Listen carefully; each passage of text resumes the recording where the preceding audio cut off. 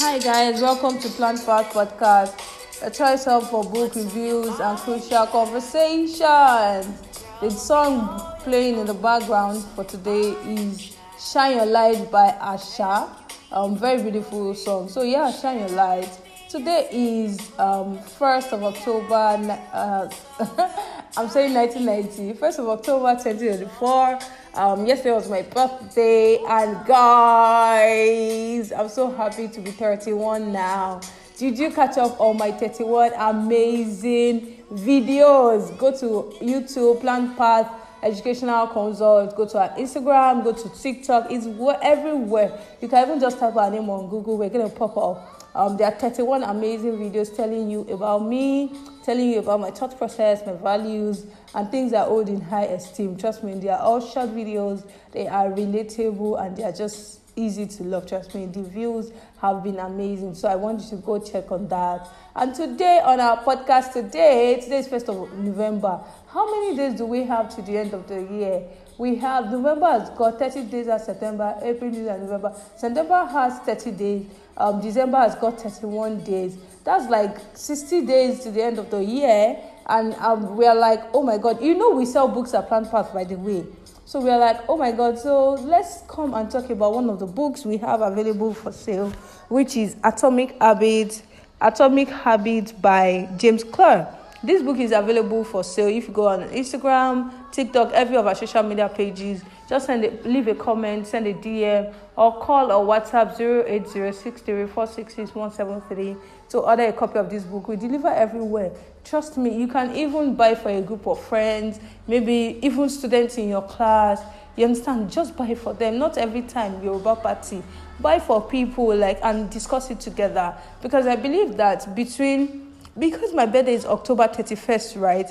So mentally, in a way, I kind of start my year from that end of October, November. So I've seen it over the years, right, that when people seem to be winding down for the year, they're like, things are not happening in the year again and all of that. That's, kind of like I said, my own new goals, my own priorities. I redefine my priorities, my friendships and everything. I just reset usually. And I usually found that I've gotten really amazing results between November and December. Last year, I remember I won a grant, and I really hope that we'll win a lot of grants this year as well. And you understand, that's the mindset I want you to imbibe. There are still contracts that are going to come in this year. There are still a lot of amazing good things that are going to happen this year. You understand? Because we are not going to wind down mentally.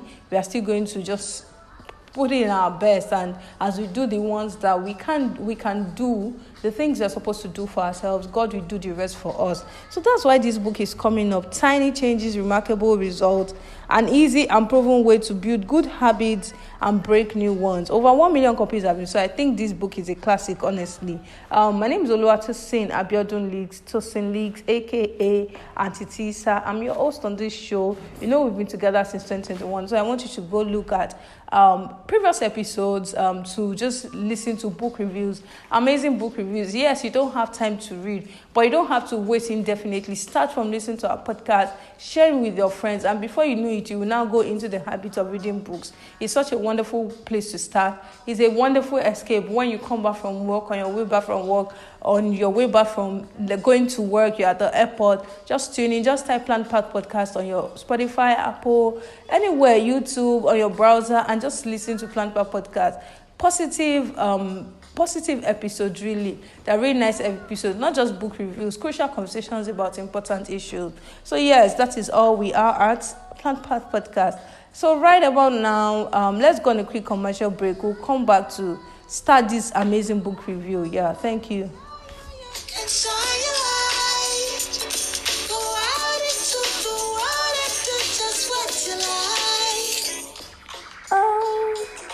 Welcome back from our break, from our tiny little break, because this is Tiny Habits, Remarkable Results. Yeah, so I'm going to read. This book is available for sale. I told you that. So Atomic Habits, Remarkable Results, Atomic Habit, Tiny Changes, Remarkable Results, an easy and proven way to build good habits and break bad ones. This book is available for sale. Currently it's 3,000 naira from us at PlannedPath. So please order for your copy. Order for your child too. Yes, these are books that kids should read. Teenagers, preteens, let them read books like this. They can be very phenomenal. I remember in SS1, I borrowed the 7 Habits of Highly Effective People from my principal. Then now she's late Mrs. Oluwatosin. So I read that book, and that book really did a thing on me. So buy this book for your teenagers. You can even plan it ahead. Be buying those books small. December is coming. Instead of them to come back from what they call it, school, and they don't have a lot of things doing, engage them with books. You'll be shocked at the remarkable results you see in their mindset and their approach to life. So buy for yourself, buy for your kids as well. Thank you so much. Buy for somebody in your network. Just come and shop book from us at PlannedPath. So book review of Atomic Habits by James Clear. Tiny changes, remarkable results, an easy and proven way to build good habits and break bad ones. Good time of the year to read this because, at the end of the year, there are a lot of amazing things that can happen. Atomic, I'm reading the book now. Atomic, an extremely small amount of a thing that's the single irreducible unit of a larger system. Second definition is that it is a source of immense power or energy. Habit means a routine or practice formed regularly, an automatic response to a specific situation. So I'm going to read a bit of James Clear's story, the introduction. I love to read all these introductions because they can just set the notion for the book well. So yes, don't skip that part. Introduction, my story. On the final day of my sophomore year of high school, I was hit in the face with a baseball bat. As my classmate took a full swing, the bat slipped out of his hands and came flying towards me before striking directly between the eyes. I have no memory of the moment of impact. The bat smashed into my face with such force that it crushed my nose into a distorted U shape. The collision sent the soft tissue of my brain slamming into the inside of my skull. Immediately, a wave of swelling surged through my head. In a fraction of a second, I had a broken nose, multiple skull fractures, and 2 shattered eye sockets. Wow. When I opened my eyes, I saw people staring at me and running over to help. I looked down and noticed spots of red on my clothes. One of my classmates took the shirt off his back and handed it to me. I used it to plug the stream of blood rushing from my broken nose. Shocked and confused, I was unaware of how seriously I had been injured. My teacher looped his arm around my shoulder and we began the long walk to the nurse's office, across the field, down the hill, and back into school.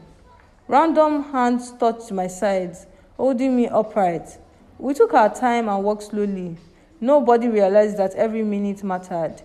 When we arrived at the nurse's office, she asked me a series of questions. What year is it? 1998, I answered. It was actually 2002. Who is the president of the United States? Bill Clinton, I said. The correct answer was George W. Bush. What is your mom's name? I stalled. 10 seconds passed. Patty, I said casually, ignoring the fact that it had taken me 10 seconds to remember my own mom's name. This is the last question I remember. My body was unable to handle the rapid swelling in my brain and I lost consciousness before the ambulance arrived. Minutes later, I was carried out of school and taken to the local hospital. Shortly after arriving, my body began shutting down. Wow. I struggled with basic functions like swallowing and breathing. I had my first seizure of the day. I then stopped breathing entirely.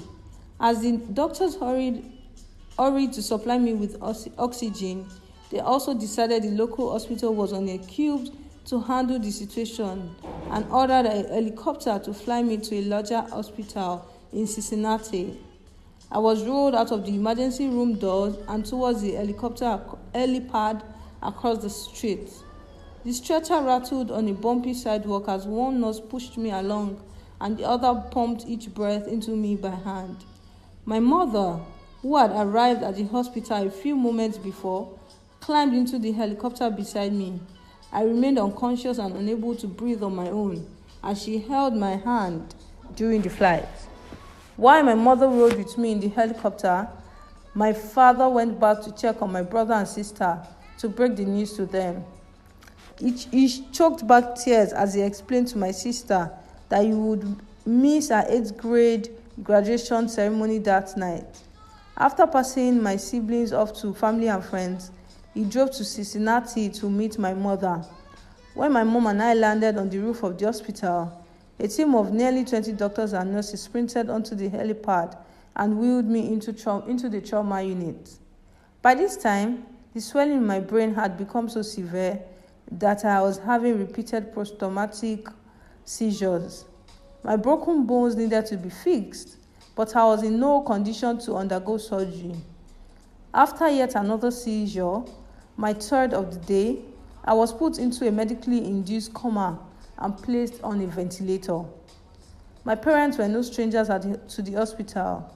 10 years earlier, they had entered the same building on the ground floor after my sister was diagnosed with leukemia at age 3. I was 5 at the time. My brother was just 6 months old. After 2.5 years of chemotherapy treatment, spinal taps, and bone marrow biopsies, my little sister finally walked out of the hospital happy, healthy, and cancer-free. And now, after 10 years of normal life, my parents found themselves back in the same place with a different child. While I slipped into a coma, the hospital sent a priest and a social worker to comfort my parents. It was the same priest who had met them a decade earlier on the evening they found out my sister had cancer. As they faded into night, a series of machines kept me alive. My parents slept restlessly on the hospital mattress. One moment, they would collapse from fatigue. The next, they would be wide awake with worry. My mother would tell me later, it was one of the worst nights I've ever had. My recovery. Mercifully, by the next morning, my breathing had rebounded to the point where the doctors felt comfortable releasing me from the coma. When I finally regained consciousness, I discovered that I had lost my ability to smell.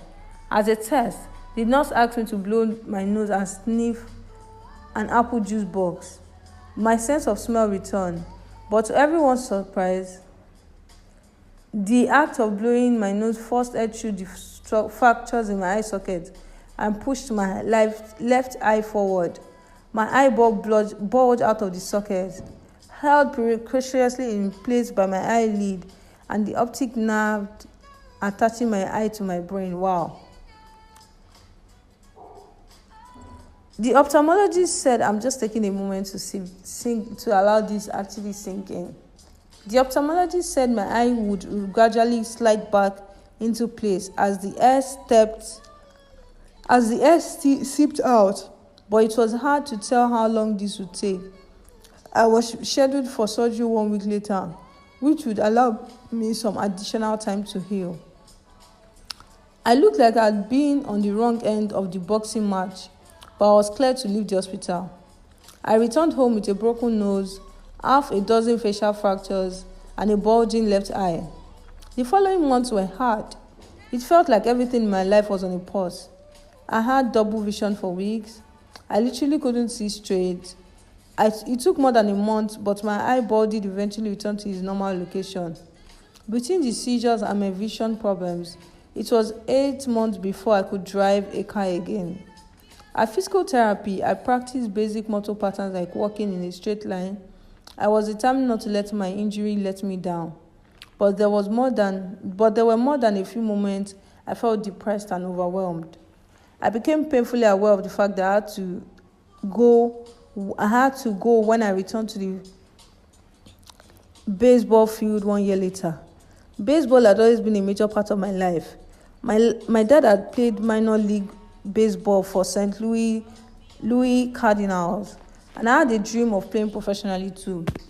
After months of rehabilitation, what I wanted more than anything was to get back on the field.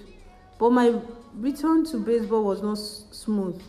When the season rolled around, I was the only junior to be cut from the varsity baseball team. I was sent down to play with the sophomores on junior varsity. I had been playing since age 4, And for someone who has spent so much time and effort on the sport, getting caught was humiliating. I vividly remember the day it happened.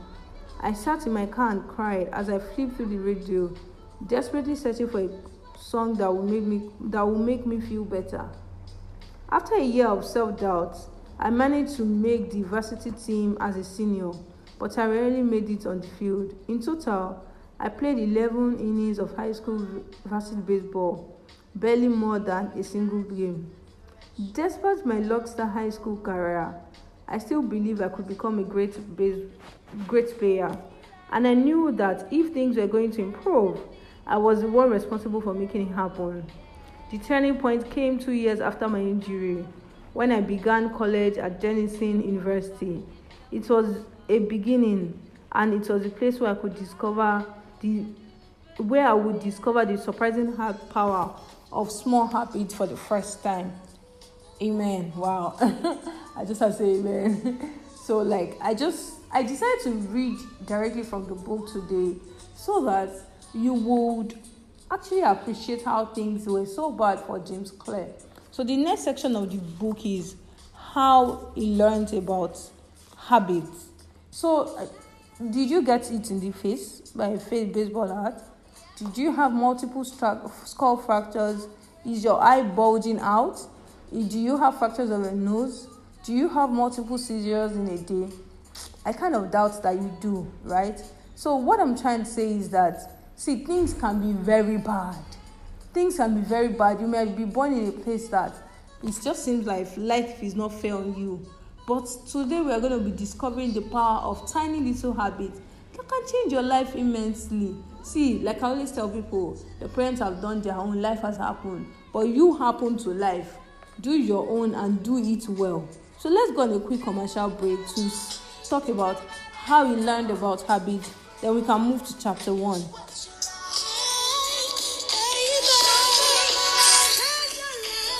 Welcome back to the book review of Atomic Habits, Tiny Changes, Remarkable Results, an easy and proven way to build good habits and break bad ones.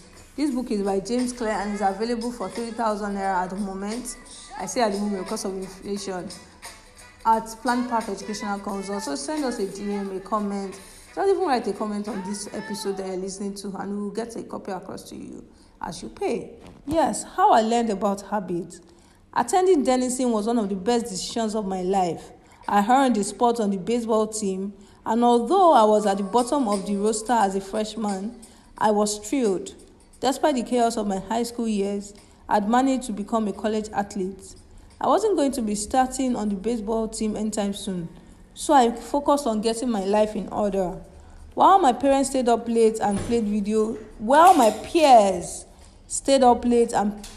games, I built good sleep habits and went to bed early each night. In the messy world of college dorm, I made a point to keep my room neat and tidy. These improvements were minor, but they gave me a sense of control over my life. I started to feel confident again, and this growing belief in myself rippled into the classroom as I improved my study habits and managed to earn straight A's during my first year. A habit is a routine of behavior that is performed regularly and in many cases automatically.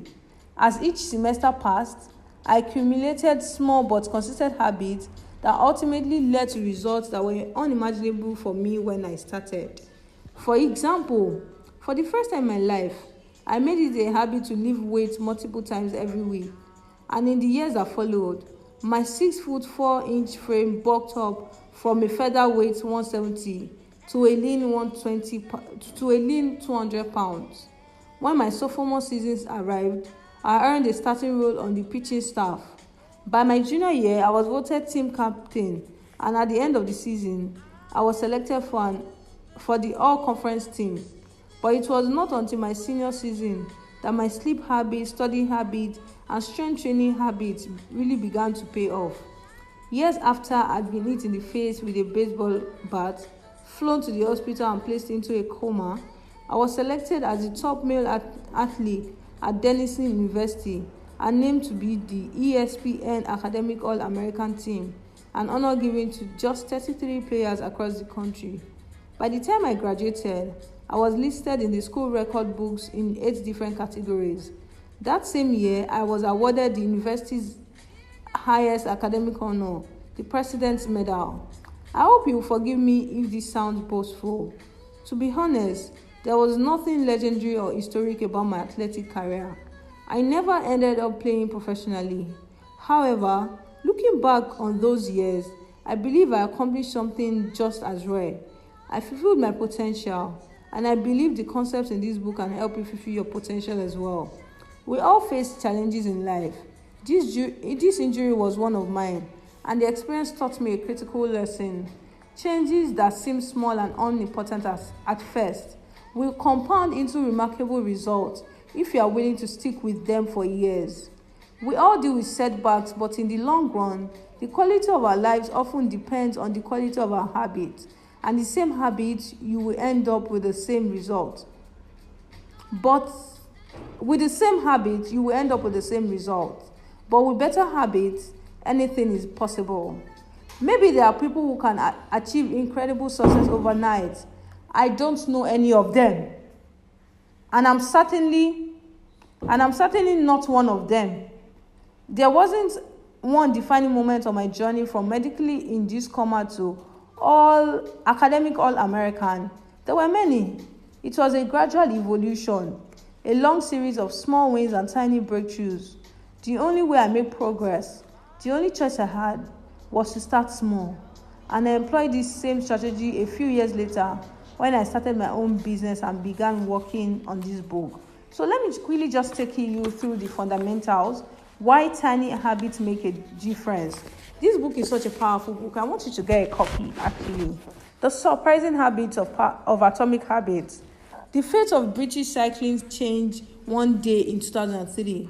The organization, which was governing the body of professional cycling in Great Britain, had recently hired Dave Brailsford as its new performance director. At the time, professional cyclists in Great Britain had endured nearly 100 years of mediocrity. Since 1908, British riders had won just a single gold medal at the Olympic Games, and they had fared even the worst in cycling's biggest race, the Tour de France. In 110 years, no British cyclists have ever won at the event. In fact, the performance of British riders had been so underwhelming that one of the top bike manufacturers in Europe refused to sell bikes to the team because they were afraid that it would hurt sales if other professionals saw the Brits using their gear. Brailsford had been hired to put British cycling on a new trajectory. What made him different from previous coaches was his relentless commitment to the strategy he referred to as the aggregation of marginal gains, which was a philosophy of searching for a tiny margin of improvement in everything you do. Brailsford said, the whole principle came from the idea that if you broke down everything you could think of goes into riding a bike and then improve on it by... I hope you heard that. The whole principle came from the idea that if you broke down everything you could think of that goes into riding a bike and then improve it by 1%, you will get a significant increase when you put all them together. Brailsford and his coaches began by making small adjustments you might expect from his professional cycling team. They redesigned the bike seats. To make them more comfortable and rubbed alcohol on the tires for a better grip. They asked riders to wear electrically heated overshorts to maintain ideal muscle temperature while riding and use biofeedback sensors to monitor how each athlete responded to a particular workout. The team tested various fabrics in a wind tunnel and had their outdoor riders switch to indoor racing suits, which proved to be lighter and more aerodynamic. But they didn't stop there. Brailsford and his team continued to find 1% improvement in overlooked and unexpected areas. They tested different types of massage gels to see which one led to the fastest muscle recovery. They hired a surgeon to teach each rider the best way to wash their hands to reduce the chances of catching a cold. They determined the type of pillow and mattress that led to the best night's sleep for each rider. They even painted the inside of the team truck white, which helped them to spot little bits of dust that would normally slip by unnoticed but could degrade the performance of the finely tuned bikes. As this and hundreds of other small improvements accumulated, the result came faster than anyone would have imagined. Just 5 years after Brailsford took over, the British cycling team dominated the road and track cycling events at the 2008 Olympic Games in Beijing, where they won an outstanding 60% of the gold medals available. 4 years later, when the Olympic Games came to London, the Brits raised the bar and set 9 Olympic records and 7 world records. That same year, Bradley Wiggins became the first cyclist to win the Tour de France. The next year, his teammate Chris Froome won the race, and he would go on to win again in 2015, 2016 and 2017, giving the British team 5 Tour de France victories in 6 years. Wow! During the 10-year span from 2007 to 2017, the British cyclists won 178 World Championships and 66 Olympic and Paralympic gold medals, and captured 5 Tour de France victories in what is widely regarded as the most successful run in cycling history. How does this happen? How does a team of previously ordinary athletes transform into world champions with tiny changes that at first glance would seem to make a modest difference at best? Why do small improvements accumulate into such remarkable results, and how can you replicate this approach in your own life? Why tiny habits make a big difference? Let's quickly read this part before we close up. I want you to get a copy of this book. It's very good. If you've got a team, you're leading a team, you understand, or you just want to make significant progresses in your life between now and the end of this year, please make sure you get a copy of this book. It's currently 3,000 at PlannedPath Educational Consult. So send us a message to get it. Why tiny habits? Why small habits make a big difference?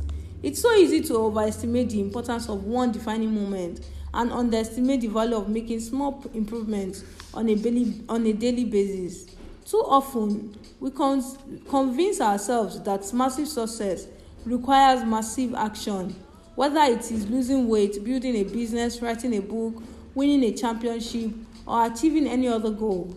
We put pressure on ourselves to make some earth-shattering improvements that everyone will talk about. Meanwhile, improving by 1% isn't particularly notable. Sometimes it isn't even noticeable, but it can be far more meaningful, especially in the long run. The difference a tiny improvement can make over time is astounding. Here's how the math works. If you can get 1% better each day for 1 year, you will end up at 7 times better than the time you are done. Conversely, if you get 1% worse each day for 1 year, you will decline nearly down to 0. Conversely, if you get 1% worse each day for 1 year, you will decline nearly down to 0. What starts as a small win or minor setback accumulates into something much more. 1% better each day. Do you remember this quote that was quite popular? You remember this quote that was popular, this graphics, 0.99 raised to power 365 equals 0.03, but 1.1 raised to power 365 equals 37.78. You remember that popular quote? I wish this was video. Don't worry, we'll translate to video very soon. I wish this was video so that you can see these graphics, these infographics. Habits are the compound interest of self-improvement. The same way that money multiplies through compound interest, the effects of your habits multiply as you repeat them. They seem to make little difference on any given day, Yet the impact they deliver over the months and years can be enormous. It is only when looking back 2, 5 or perhaps 10 years later that the value of good habits and the cost of bad ones becomes strikingly apparent. This can be a difficult concept to appreciate in daily life. We often dismiss small changes because they don't seem to matter very much in the moment. If you save a little money now, you are still not a millionaire. If you go to the gym 3 days in a row, you are still out of shape. If you study Mandarin for an hour tonight, you still haven't learned the language. We make a few changes, but the results never seem to come quickly, so we slide back into our previous routines. Unfortunately, the slow pace of transformation also makes it easy to let a bad habit slide. If you eat an unhealthy meal today, the scale doesn't move much. If you work late tonight and ignore your family, they'll forgive you. If you procrastinate and put your project off until tomorrow, there will usually be time to finish later. A single decision is easy to dismiss. But when we repeat 1% errors day after day, by replicating poor decisions, duplicating tiny mistakes, and rationalizing little excuses, our small choices compound into toxic results. It is the accumulation of many missteps, a 1% decline here and there, that eventually leads to a problem. So you can have a good appreciation of this. The next page is talking about positive compounding and negative compounding. If you really are very serious about making the remaining part of this year count, I think you should get a copy of this book. Honestly, we are selling. Please get from us. Thank you so much. Other parts of the book says make it obvious, the first law, make it attractive, make it easy, make it satisfying, how to go from being merely good to being truly great, and the conclusion, the secret to results that last. Thank you so much for listening to this book review. This feels like a book reading as well. So please get a copy from us and ensure that you have a phenomenal November and the remaining part of 2024. Have a wonderful day. My name is Oluwatosin Abiodun-Lisk, aka Tosin, aka Auntie Tisa, your host on the show. This show was brought to you by PlannedPath Educational Consult, your one-stop hub for everything education, book sales, teacher trainings, mental health trainings, instructional design, educational consulting, podcasts, and everything education you can dream of. We talk about topical issues in education here on our podcast and everywhere else you can think of. Thank you so much for listening. My name is Oluwatosin. See you next week, and make sure to shine your light.